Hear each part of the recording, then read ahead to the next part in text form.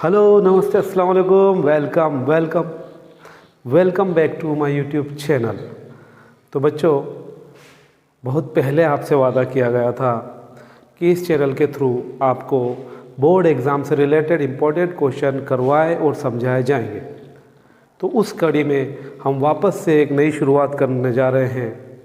तो आप इस चैनल से जुड़े रहें, अपने दोस्तों में, अपने फैमिली मेम्बर्स में जो बच्चे पढ़ रहे हैं उन तक शेयर करें और सब्सक्राइब भी करें।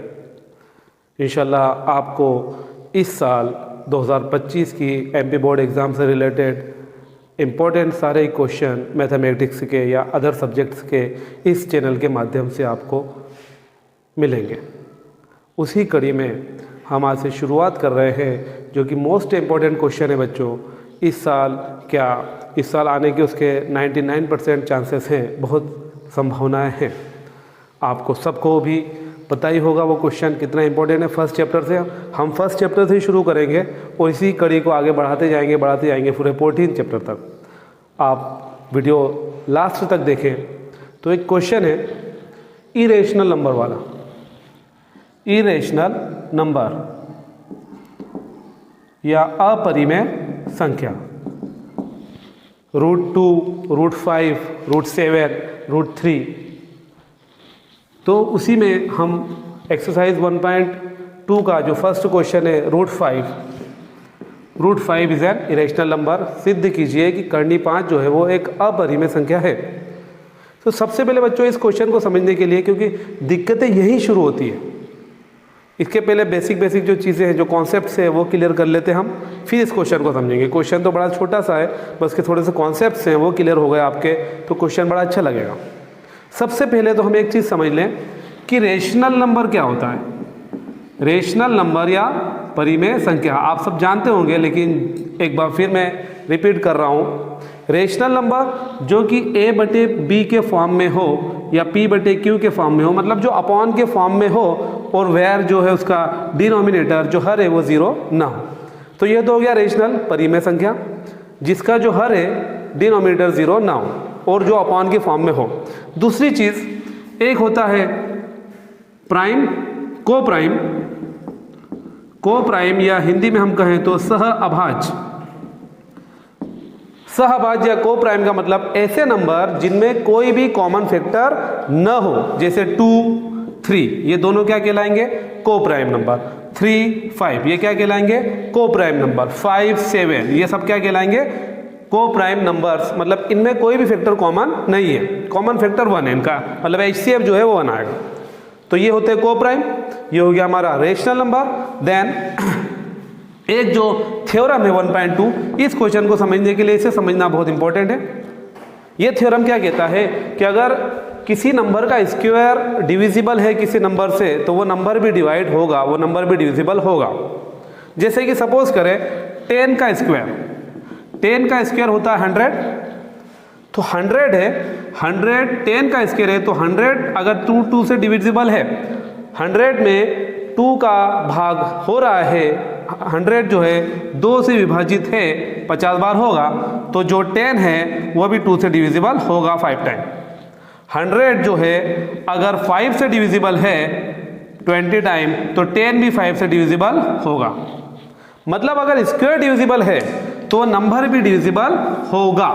थ्योरम 1.2, स्क्वायर अगर a का स्क्वायर 2 से डिविजिबल है तो a भी 2 से डिविजिबल होगा अकॉर्डिंग टू थ्योरम 1.2। बस ये 3 चीजें आपको ध्यान रखना है कि को प्राइम नंबर का मतलब होता है जिसका कॉमन फैक्टर ना हो, और रेशनल नंबर जो अपॉन के फॉर्म में हो, और अगर स्क्वायर डिविजिबल है तो वो नंबर भी डिविजिबल होगा। तो हम शुरू करते हैं क्वेश्चन, इंपॉर्टेंट क्वेश्चन 1.1 का, कि prove that √5 is an irrational number.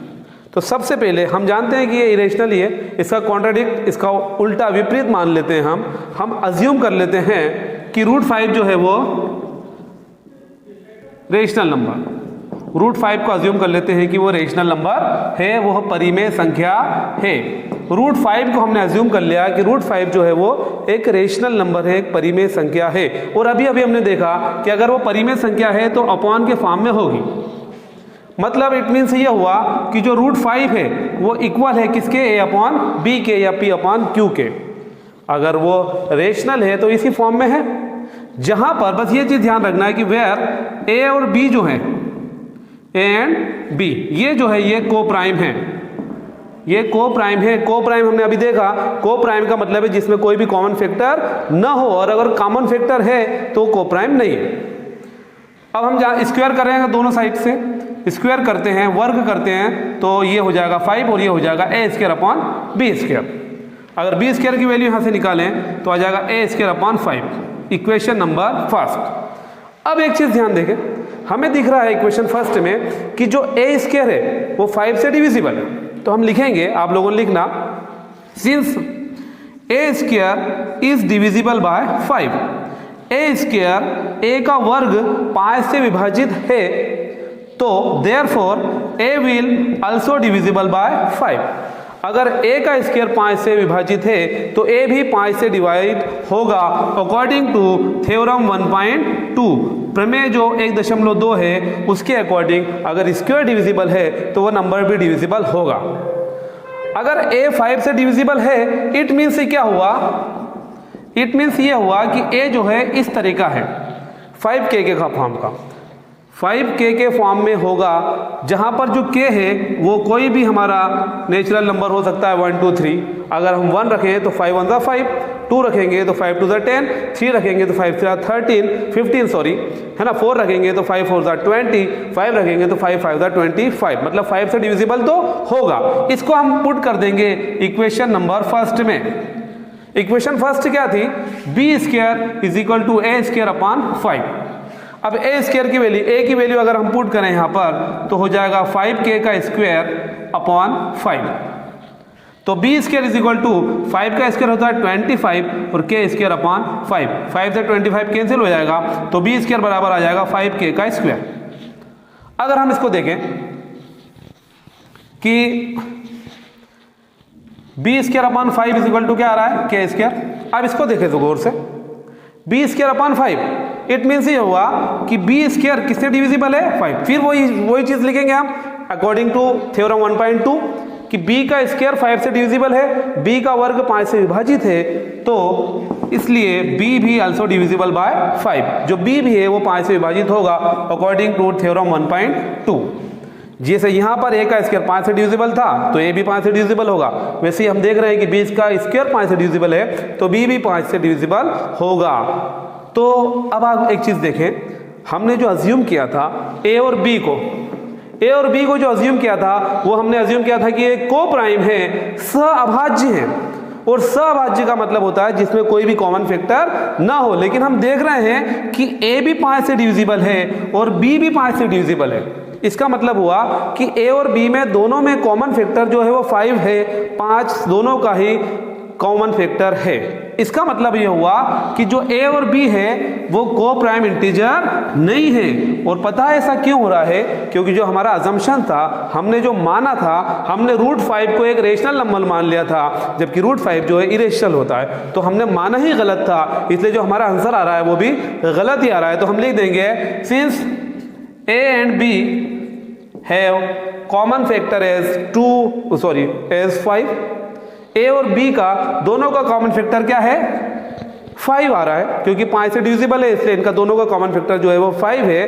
तो दे आर नॉट को प्राइम इंटीजर, वो सहभाज्य पूर्णांक नहीं होंगे, क्योंकि दोनों में अगर कॉमन फैक्टर 5 आ रहा है तो वो सहभाज्य या को प्राइम नहीं होंगे। देयरफॉर हम बता देंगे कि क्लियर है कि जो रूट 5 है जो वो जो है रेशनल नंबर नहीं है, परिमेय संख्या नहीं है, वो जो है वो क्या है, is an irrational number. Root 5 जो है वो अपरिमेय संख्या है।